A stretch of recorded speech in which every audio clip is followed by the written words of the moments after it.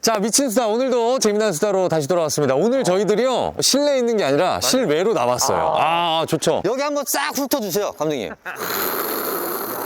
부동산 좀 보려고 이렇게 나왔습니다. 아니, 요즘 서울에 정말 집값이 굉장히 많이 올랐는데요. 그래서 우리가 투자할 곳이 없다고 생각하잖아. 집값이 많이 올라서. 그런데 서울에도 우리가 쉽게 투자할 만한 곳이 있어. 너 말 조심해야 돼. 쉽게? 아니, 대출 끼고, 네네, 은행 끼고, 은행 최대한 풀로 끼고 한번 욕심 내볼 만한 곳이 있습니다. 그리고요, 여기가 또 다양한 개발 호재들이 좀 있다 그래서. 진짜? 그래서 여기로 왔는데요. 여기를 추천해 주신 분이 계시고요. 오늘 저희와 함께 서울에 집 사는 거 꿈을 이룰 수 있게 도와주실 전문가 선생님 한 분 모셨습니다. 또 오셨습니다. 자, 노세TV의 노세님 나오셨습니다. 아니, 들어오실 때 죄송한데 노세 젊어서 이렇게 들어오시면 안 돼요? 노세 젊 부동산 재테크가 잘 되셨나봐요. 옷이 좀 좋아지셨나요? 재테크의 꽃은 부동산이다. 네, 그렇게 저는 계속 이거만 입고 있습니다.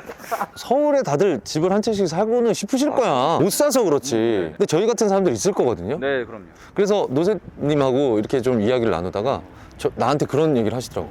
가능한 데가 있다고. 서울에? 얼마로? 과연 서울에 얼마로 입성을 할 수 있을까요? 잠시 뒤에 공개됩니다. 아니, 저희가 나와 있는 이곳 네네. 어디입니까? 네, 여기는 동작구 상도동입니다. 아니, 근데 왜 우리가 동작구 상도동에 나와 있는 겁니까? 아무래도 강남에 그 직장인이 많잖아요. 그래서 강남까지 출퇴근이 가능한 직장인이 접근할 수 있는 아파트를 좀 찾아봤습니다. 그러네. 여기 강남 가능하네. 여의도도 가깝고. 그렇죠. 대한민국의 3대 도심이 종로하고 여의도하고 강남이거든요. 그래서 그쪽에 직장이 굉장히 많이 몰려 있는데 거기까지 출퇴근이 얼마만큼 가능하냐, 얼마만큼 쉽냐에 따라서 아파트 값이 좀 판가름이 돼요. 그 상도동 가운데서도 이쪽을 선정하신 이유는 뭐예요? 신축이 될 수 있는 여지가 있다라고 생각이 됩니다. 여기요? 예. 나 입구 들어오면서 너 무슨 생각했어? 여긴 재개발 안 되겠는데? 나 이러면서 왔거든? 얼마 안 된 것 같은데? 그것도 그렇고 지하주차장이 있어. 그렇죠. 지하주차장이 있으면은 재개발되는 게 조금 걸리거든. 아, 여기 장점은 고층은 없네. 한 15층 정도? 그거는 조금. 여러분들은 지금까지 비전문가의 의견 들어보셨습니다. 전문가의 의견 좀 들어보도록 하겠습니다. 지금 신축 아파트에 대한 수요가 정말 막강해요. 그리고 신축이냐 아니냐에 따라서 아파트 가격 차이도 엄청나게 돼요. 같은 동네에서? 네, 그렇죠. 그리고 실제로 이 앞에 있는 이편한 세상 오면서 보셨나요? 새 거 하나 봤어요. 그게 바로 대배우 이시연 씨가 청약해서 당첨된 아파트예요. 거기예요? 네. 거기가 84제곱미터 34평 기준으로 청약 당시에 7억이었는데 근데 현재는 17억. 이시연 씨! 몇 년 만에? 10억 보셨어요? 2018년에 입주한 걸로 알고 있어요. 어쩐지 요즘 방송에서 하차하고 놀더라. 없냐? 7억 분양가가 몇 년 전이라고요? 2018년 12월 입주로 알고 있어요.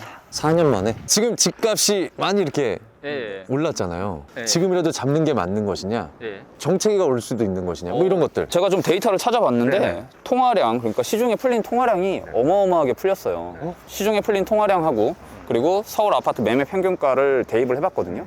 되게 비슷하게 올라갔어요. 그만큼 우리가 당장 우리 돈에는 돈이 없다 뿐이지 누군가는 돈을 굉장히 많이 갖고 있는 거죠. 그리고 인플레이션과도 연관이 된 거야. 많이 시중이 풀렸으니까 집이라는 재화는 그냥 가격이 계속 올라가는 거야. 돈의 그 가치가 떨어지기 때문에. 그 돈의 가치가 하락했느냐 아니면 아파트 값이 올랐냐라의 문제를 놓고 보면은 돈의 가치 하락이 좀 월등히 크다라는 생각이 조금 들긴 합니다. 아니, 근데 아까도 얘기하셨지만 바로 옆 동네가 신축이 17억이거든요? 그러니까 차이가 나봐야 뭐 여기도 뭐 15억? 네, 그 정도까지는 아니고 네, 여기 같은 평대는 12억.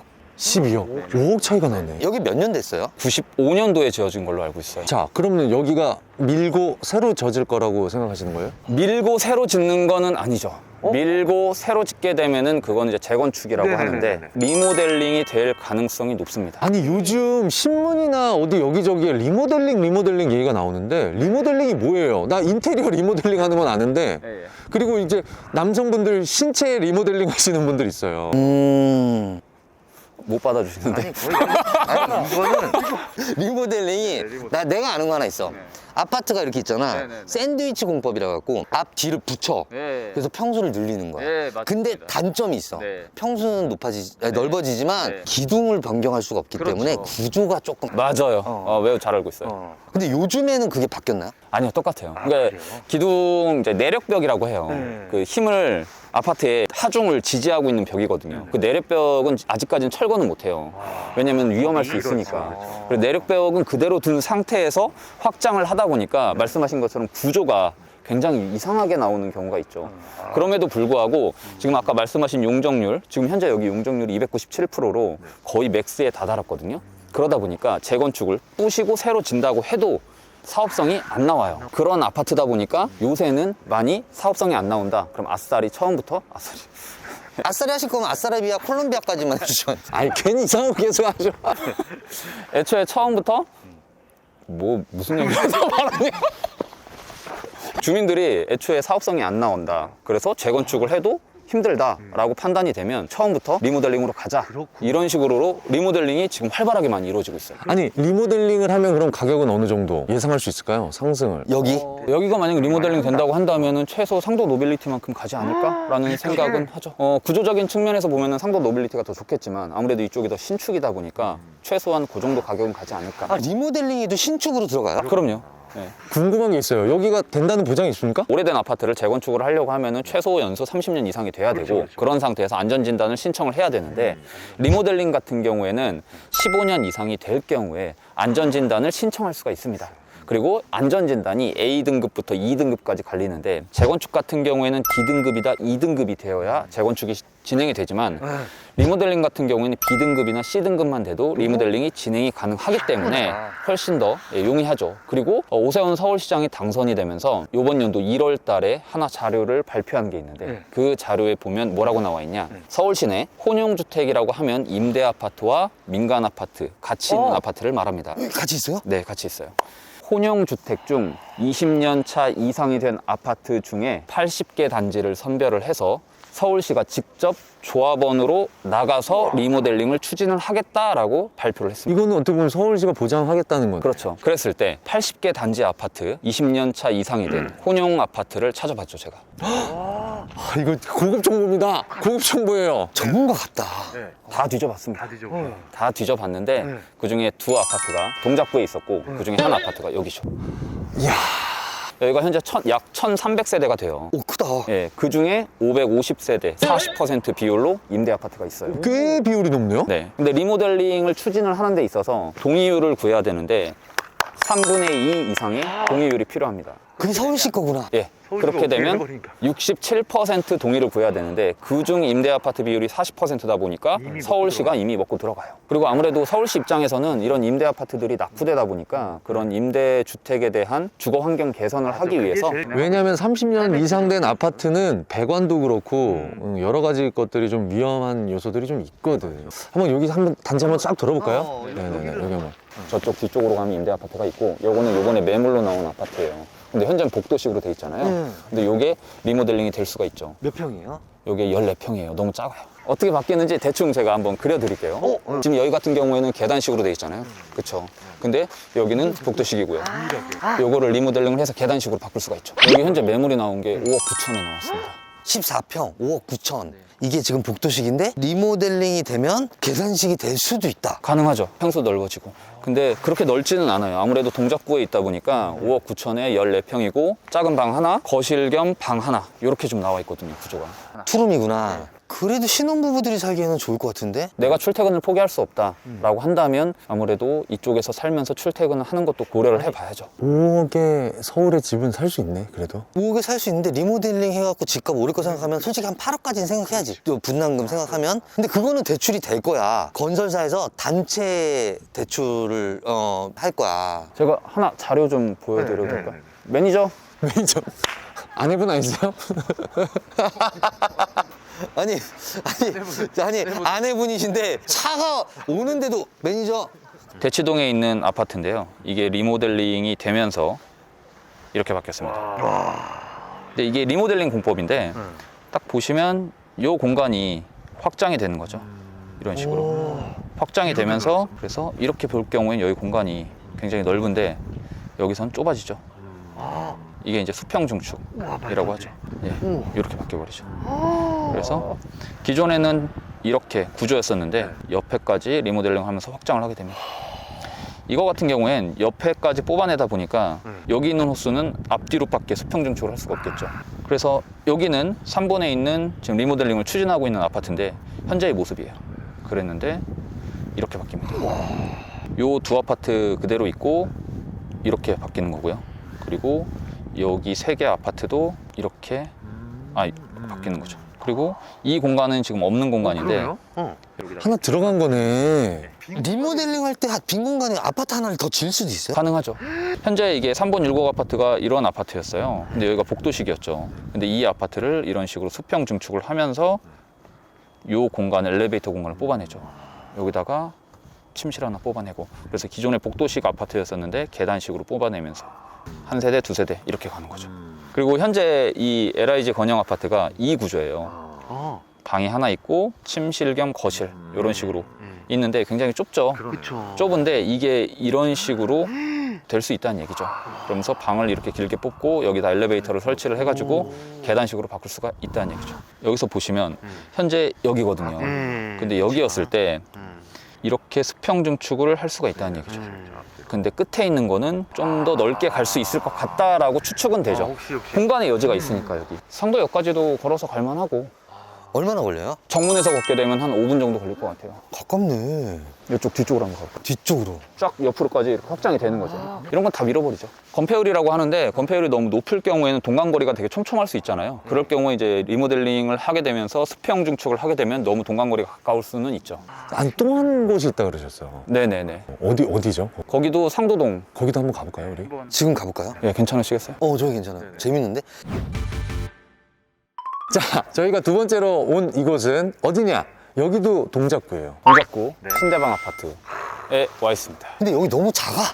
아니, 그리고 되게 오래된 것 같아. 근데 여기는 지하 주차장이 없어. 네. 아니, 여기를 선정하신 이유는? 일단 입지적으로 봐도 좋죠. 역세권 신대방 삼거리요. 역세권이에요? 예, 그럼요. 얼마나 걸려요? 도보로 한 6분 정도 걸릴 것 같아요. 7호선 신대방 삼거리 여기 요 앞에 있고, 그리고 여기 좀만 더 걸어 나가면 보라매 공원이 위치해 있어요. 아, 여기 바로 보라매예요. 그리고 보라매 공원 쪽으로 신림선이 이번 연도 5월 곧 개통이 될 예정이에요. 그래서 그걸 타게 되면은 저기 2호선이랑도 연결이 되다 보니까 교통 호재도 있고. 여기는 지금 몇 평대고 가격은? 그 전에 본 LIG 건영 아파트 같은 경우에는 가격이 6억대인데 불구하고 좀 작았어요. 그렇죠, 14평. 근데 이거는 현재 매물이 6억 5천에 나와 있고 25평. 엄청 높네? 근데 아니지. 거기는 단지가 크잖아. 그렇죠. 거긴 좀 약간 사람 사는 데 같잖아. 예, 그렇죠. 여기는 한 동이잖아. 맞아요. 기역자 한 동. 네네네. 아, 근데 여기를 선정한 이유가 있으실 거 아니에요? 얘가 얘기한 대로 단점도 있는데. 네네, 그렇죠. 제가 아까 말씀드렸듯이 서울시에서 80개 단지 아파트를 리모델링을 추진하겠다라고 했죠. 그 중에 하나의 아파트에 들어갑니다. 그럼 여기도 서울시 그 임대주택인가요? 예, 혼용주택으로 들어가고 현재 세대수는 100세대인데 그 중에서 50세대가 임대 아파트로 돼 있어요. 그러다 보니까 그 리모델링을 추진을 하려면 67%가 필요하죠. 17세대, 18세대만 동의를 하게 되면 서울시가 조합으로 참여를 해서 리모델링 추진이 가능한 그런 아파트죠. 여기가 현재 임대 아파트 동이고요. 그리고 제가 6억 5천에 나온 매물들은 이쪽. 이쪽이고. 아, 살짝 나눠놨구나. 여긴 복도식이고 여긴 계단식. 그렇죠. 이렇게 나눠놨네요, 확실히. 근데 이게 이제 수평 증축이 옆으로 더 튀어나오면서 되죠. 예, 더 넓어지겠죠. 25평이지만 30평까지도 충분히 가능한 그런 아파트가 될 수 있어요. 물론 이제 단점은 LIG 건영 아파트 같은 경우에 세대수가 1300세대 대단지라는 장점이 있고, 거기서 이제 또 단점은 작다. 하지만 여기는 단점은 100세대밖에 안 되는 너무 소형 아파트. 장점은 넓다. 단지 수가 작은 게 그렇게 치명적인가요? 치명적이죠. 아무래도 대단지로 넘어가게 되면은 커뮤니티 시설이나 아니면 조경 시설이나 이런 것들이 너무 풍부하고 좋기 때문에 사람들이 그쪽에 머물고 싶어 하는데, 이런 100세대 소형 아파트 같은 경우는 커뮤니티 시설이 너무 제한적이다 보니까 아무래도 거기서 가치 평가를 좀. 아니, 이 아파트 얼마나 됐어요, 지어진 지? 95년도에 준공이 됐고요. 그러면 아까 그 건영 아파트랑 비슷한 시기네. 근데 저 궁금한 게 있어요. 아까 그 아파트도 그렇고 이 아파트도 그렇고 임대주택에 살고 계신 분들 있잖아요. 리모델링이 들어가고 재건축이 들어간다고 치면 그분들은 그 공사 기간 동안 나라에서 뭐 마련을 해주죠. 임시 거처를 마련을 좀 해주고, 그 자기 집인 사람들은 자기가 알아서 해야 되는 거죠. 이주비 대출이라고 좀 나올 겁니다. 그래서 그 돈으로 잠시 거처를 옮겨 살았다가 나중에 입주를 해야죠. 저희들은 정보와 이렇게 볼 수 있는 눈, 이런 것들을 제시해드리고 판단은 사실은 여러분들이 하시는 거죠. 예, 여러분들이 보시고 또 어떤 생각 가지실지는 여러분들의 또 생각입니다. 오늘 저희 이 채널을 보시면 시선이 달라지죠. 그렇지. 나도 처음으로 이런 얘기를 들었어. 근데 여기서 제가 팩트를 말씀드리면 서울시에서는 어떤 아파트를 리모델링 하겠다라고 발표를 한 건 마포 태영 아파트밖에 없지만 서울시에서 힌트를 준 건 20년 차 이상이 된 혼용주택 80개 단지를 리모델링을 추진을 하겠다라고 발표를 했지 이 아파트다라고 찍지는 않았어요. 그냥 그렇게 제가 20년 이상이 된 혼용주택 아파트를 찾아본 결과 이 아파트도 포함이 돼 있었다라는 거를 말씀드리고 싶죠. 지금 현재 마포 태영 아파트 같은 경우 용적률이 340%, 330%까지 올라와 있어요. 그 말은 3종 주거지인데 3종 주거지의 최대 용적률은 300%인데 서울시 조례 기준에 따르면 250%가 맥스예요. 250%보다 훨씬 더 많은 용적률을 부과를 했잖아요. 그 이유가 이제 용적률 인센티브를 준 건데 임대 아파트를 어느 정도 지으면서 그 정도의 용적률 인센티브를 준 거죠. 그만큼 용적률이 차 있다 보니까 재건축을 했을 땐 사업성이 없고 아파트는 계속 낙후되어 가고 있고 임대 아파트도 노후화돼 가고 있으니 서울시에서는 그거를 주거 환경 개선을 위해서 임대 아파트 주거 환경 개선 뭐 이런 것들을 위해서 리모델링을 서울시 조합 참여를 하면서 추진하겠다라고 얘기를 하고 있는 거죠. 아, 그러니까 임대 아파트가 끼면 그런 혜택을 주긴 주는구나. 내려가서 한번 볼까요? 예, 세세히 한번 돌아다녀 보도록 하겠습니다. 이게 지금 어린이집 있는 공간이 꽤 커, 이게. 건물하고 건물이 이렇게 맞닿아 있는 구조가 아니라 이렇게 기역 구조라 늘릴 수 있어, 충분히. 공간이 나오죠. 그럴 가능성은 없어요? 지금 여기가 주거지인데 서울시에서 용도 변경을 하는 거야. 왜냐면은 효율적인 리모델링이나 재건축을 위해서. 그래서 여기를 상업지로 만들어주고 주상복합으로 만들 수 있는. 그런 거를 이제 종상향이라고 그러는데 지금 일어나고는 있어요.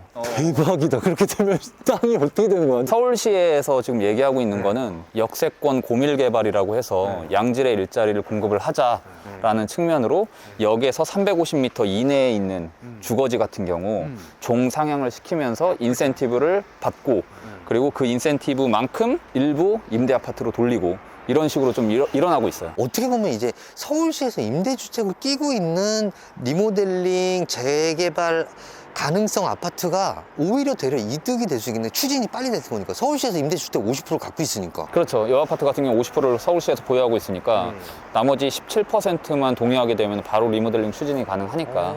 아, 좋습니다. 우리가 두 단지를 봤는데 우리가 한번 선택해 보죠.